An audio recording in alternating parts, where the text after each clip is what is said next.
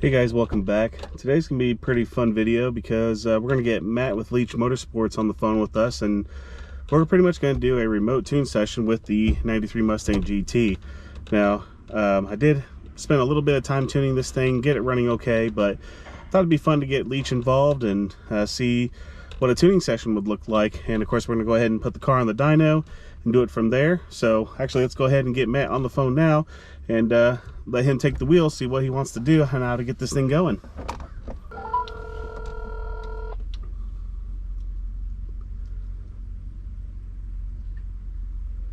Hey, what's up, man? What's going on, Matt? I got you on speakerphone right now because I'm filming like a little intro, kind of explaining for my video what we're going to be doing. And so I'm pretty much just going to ask you a couple questions, and then we'll just kind of go from there. I haven't strapped the car on the dyno yet. I know we don't get many attempts at cold start, so I didn't want to start the car yet. Okay. So yeah, I'm not too concerned with the cold starts right now, because honestly, until we get everything fuel-wise dialed in at full temp, then we sort of work backwards to the cold stuff. So. Got it. Okay, cool. Okay, so you just want to get started then when I get the car strapped on the dyno? Yeah, that works for me, man. Okay, cool. Alrighty, we'll strap her down, we'll roll her and everything, and then it appears we got good internet out in the dyno building with my laptop, so I don't know if you want to send me an invite to like a Zoom call or whatever, however you want to do it, man. Yeah, I'll go ahead and just send that email over now. I'll start a session, send you the stuff, and then on the audio side of it, once you get connected, choose the to dial in from your phone. Okay. Just because realistically, the laptop audio will not come through for either of us. Gotcha. Okay, very cool. Alrighty, man. Yeah, give me a few minutes to get her strapped down, and then we'll get rolling on this thing. Sounds good, man. Excellent. Cool. All right. Talk to you in a bit. See you. All right. So as you heard Matt, and what he said in regards to cold starts and stuff like that. So we're gonna go ahead and get the car strapped on the dyno, and then we'll get hooked up in a Zoom meeting, and we'll get to work on this thing. So stay tuned.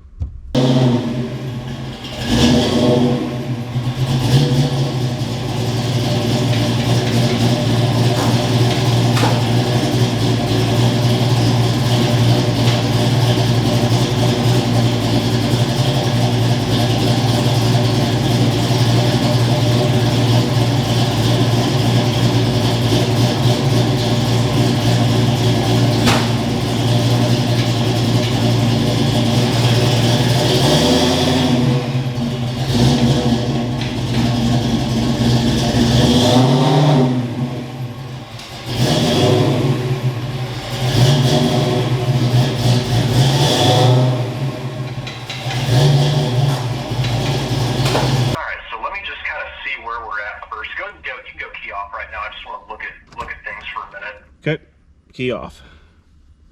So guys, right now Matt is actually remote logged into my laptop, and he's actually just pulled the tune from my the ECU that I was working on. So I'm gonna let him just kind of take the wheel and go through and do what he needs to do. Matt, I'm recording like on a GoPro and stuff, so I'm just explaining to people what's happening. Yeah, sure, man. And then I've got the screen share for this session also recording right now, so I can give you that, do with that what you will later. Cool. Okay, so let's just talk about the car here, man. What do we got? I'm just gonna take some notes. Sure. Yeah. So 93 Fox body, obviously 5-speed manual. It's got 410 gears in the rear, which I'm going to change out. A lot of the stuff is actually going to change, but just for the time being, it's a 302 stock bottom end with trick flow 170 heads, trick flow stage 2 cam, trick flow track heat intake, AccuFab 75 mil throttle body, and no AC. Yeah, it's got a power pipe on it, but of course no mass air, so that doesn't really matter too much, I'm assuming. It's got Excel for... on the 170 heads, is it the 11Rs? No, they're the regular track heat heads. Gotcha. Okay. And then it's got Excel 48-pound injectors.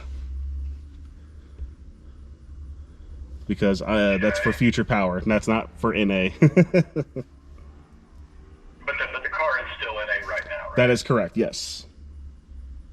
What do you have any fuel pressure or oil pressure sensors on here? I do not. Okay. And then are you using the internal lumbar map sensor? Correct. Okay. And are you using the air and coolant temp sensors that come with the Holly kits? Yes, I am. Okay. Could you hand me Where's the air temp sensor located? It is in the number 5 runner on the lower intake manifold. Okay. Sorry guys, I'm sweating. It's hot and humid. It just rained not that long ago. Oh, I feel you, man. This heat just got me worn out. And then what fuel are you running in the car? 93 octane pump gas. Okay. Are you going to pretty much always run that on this? Yep. Okay. Okay. Let me see here. And is it a T5 or is it a different transmission? T5. Okay.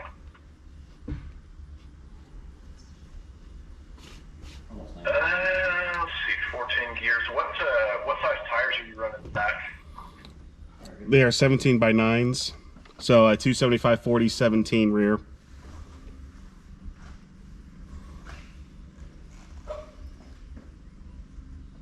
Okay.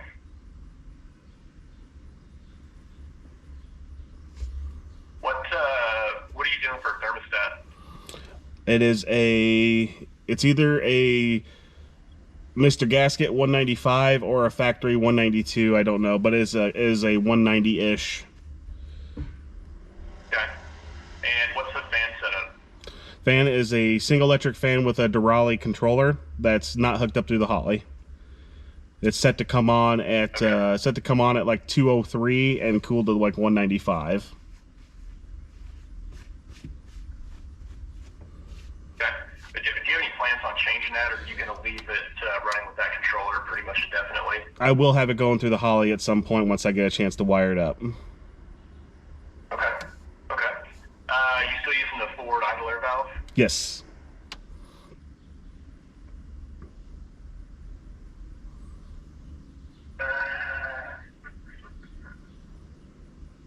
And the TFI distributor too. Yep, good call. Okay. All right. And have you already done the static timing check on this car? Yes. Okay. Did you also rev the engine and check it that way with Yes. the RPMs up high? Yep. Okay.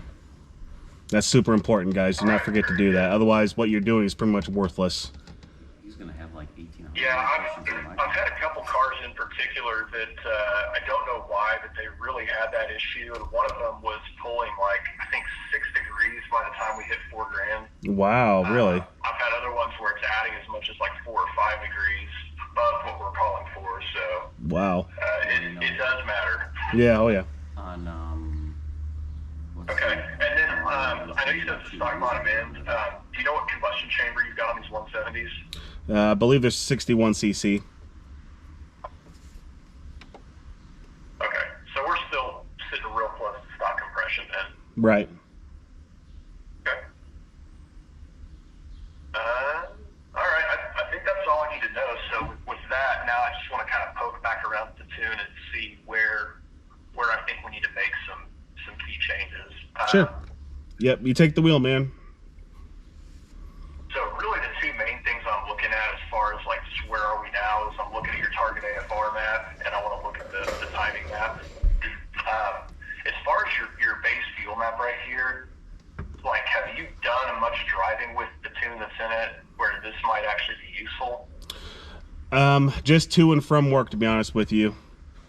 Pretty much what you see there is, from the most part, this car sits a lot, unfortunately. It always makes me happy when people make comments like that, to and from work, and then, well, why do we have all this learned data right here, Donnie? I didn't say, like, what kind of throttle position it was to and from work. I'm just saying. Got that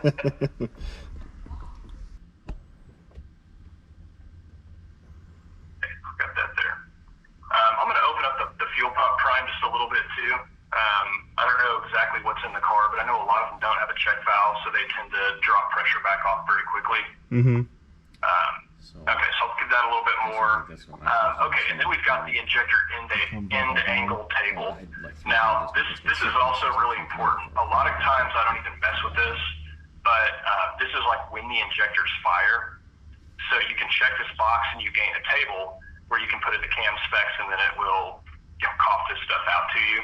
But there's something you got to understand here. This scaling right here is based on based on your fuel map stuff. Like, you can't independently change this axis scaling. Okay, so if you use this tool, go through and you put in all the cam info, and then you have it recalculate, and it'll give you the data you want. If you then go to your axis scaling on your fuel table, these numbers stay exactly the way they are here, regardless of what this axis is. So you should always have all that other stuff dialed in first, then you come in here, use the tool, and do this if you even want to.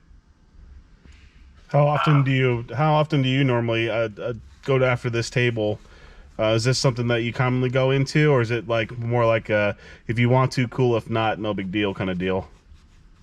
Well, I mean, it does matter, and I know when I'm dealing with stock computer tuning, it's something I always do.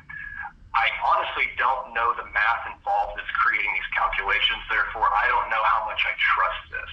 Gotcha.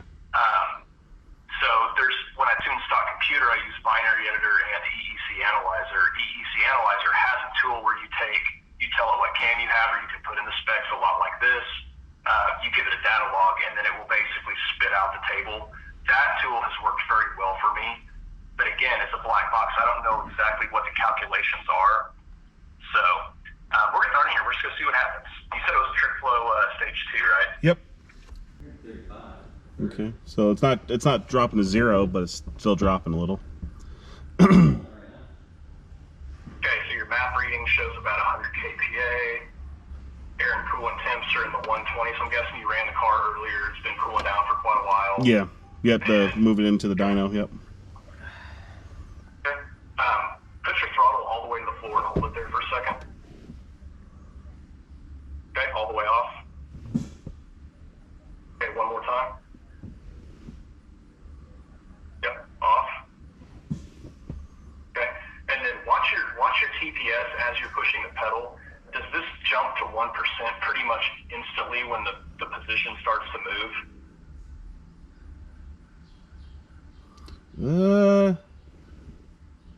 Or do you feel like there's a gap where you're hitting the pedal for a while and then it starts to move? Yeah, I'm hitting the pedal for like, I don't know, like a quarter inch it feels like. Okay, let's do a reset real quick just to be on the safe side. Okay, pedal all the way to the floor, all the way back up 2 times.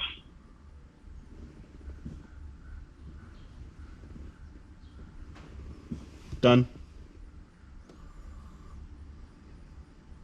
Okay. So look at it again and see if that's any different or if it's still the same. Oh yeah, it's instant now. Okay. Yep. All right. I see that sometimes too when the screw's been kind of backed off after the reset happens. You still see 0 at closed throttle, but there is sort of a hesitation to actually move again. Okay. Sure. Is there anything else you need to do before we start the car? Nope, we rolled it. It's tightened down, and we got our sync on the Dynojet. We're good. Okay. Yeah, then go ahead and just cycle the key one more time just to make the fuel pump go, and then go ahead and fire it up. Okay. Here we go. Let's see what happens.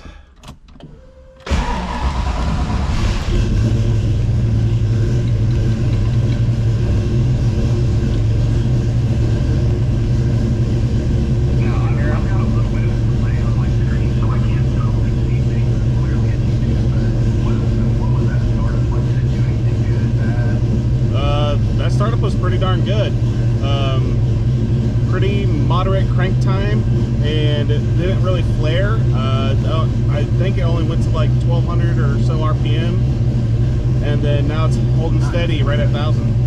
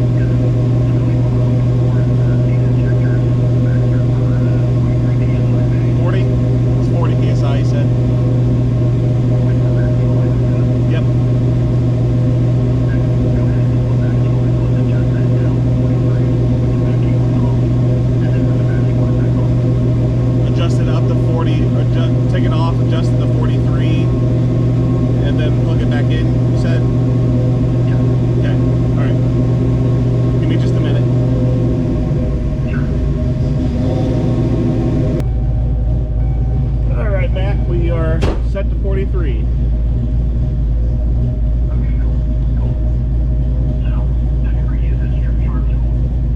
I have not.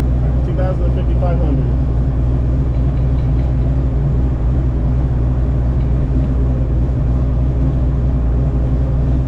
Thank you.